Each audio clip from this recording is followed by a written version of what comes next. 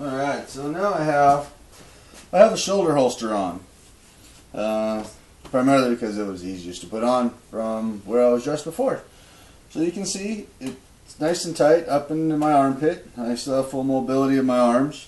It does, my elbow does kind of hit the pistol a little bit, but that's okay. Again, this is still all cleared. Now I'll put my coat on. So I'm just going out on the town, or I'm driving, or what have you. Have my jacket on, leave it open. Can't see. Didn't do a very good job of tucking in my shirt, but hey, that's alright.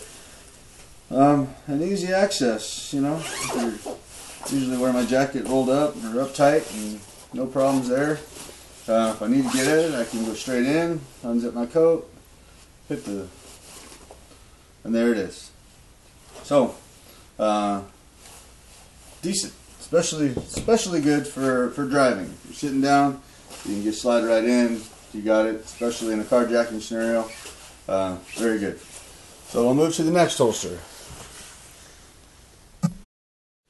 Alright, next in line is the slide. As you see, I put my sweater back on, and the part that I didn't care for was exactly this right here. I hope you can see that in the camera. But the fact that the muzzle sticks down below the holster. So raise your arms or whatever, there it is. You have to continually, I felt like I continually needed to pull my sweater down.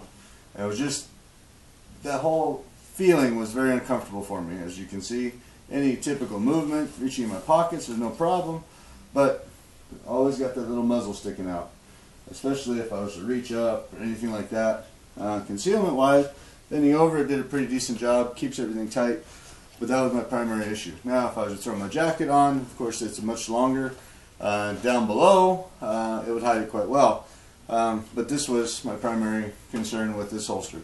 Again, it works great out on the range, works great out doing some hiking or anything like that, but that was my issue.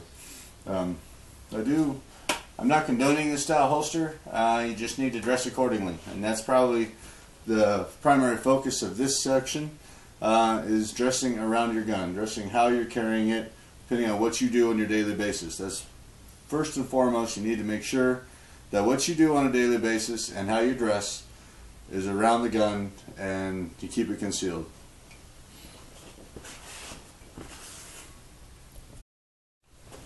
Alright, next in line is the paddle holster. Again, same location. It does hang down below my sweater just a little bit. Same issue with the slide holster. Again, throw a sweater or a coat over the top of all this and it's good. But it sticks out for me a little more than it feels comfortable. Though with the gun belt is definitely much better. It is still a little bit wobbly, can move around, but the concealment of it is much better. With the cheap Walmart special belt that I had, it was horrible. The thing would hang down, like stick way out, it would flop around. So in this case, the gun belt has definitely helped. Honestly, I haven't tried this holster on since I got the real gun belt. So I am much more pleased with it, though it still feels like it's very it's sticking out, very bulky, and again, the muzzle hanging down gives me the same concerns with the paddle holster. Again, I'm not knocking paddle holsters, I'm not knocking this brand, I'm just simply saying that this one is not comfortable for me. And again, you have to dress around it, you have to make yourself comfortable, and everybody's different. So that's probably the biggest part of this whole lesson is, yeah, you have to be comfortable no matter what. So paddle holster works well, very accessible. I like that part of it. Holsters up nice. That's decent. And the winner for me, crossbreed, inside the waistband. Look at that, it's beautifully concealed, nice and tight, solid, doesn't move, can't go anywhere, incredibly comfortable when I'm sitting down, driving anywhere. I can throw a sweater over the top of this right now, and you'll never know.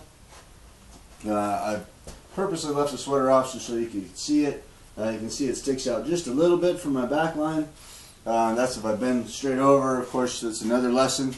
And changing the way that you'll move when you're concealed carrying. So all kinds of stuff. There's all kinds of stuff to learn, all of which has taken me a while to learn simply because I'm learning by experience. So I am fully sold on the inside the waistband concealed carry holster.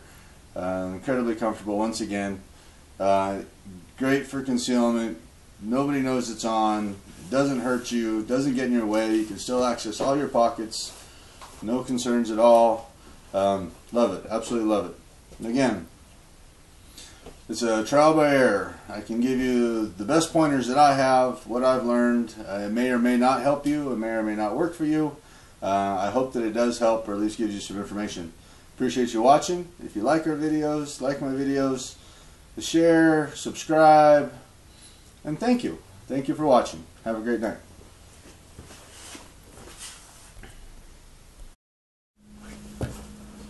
Alright, so just a little wrap up.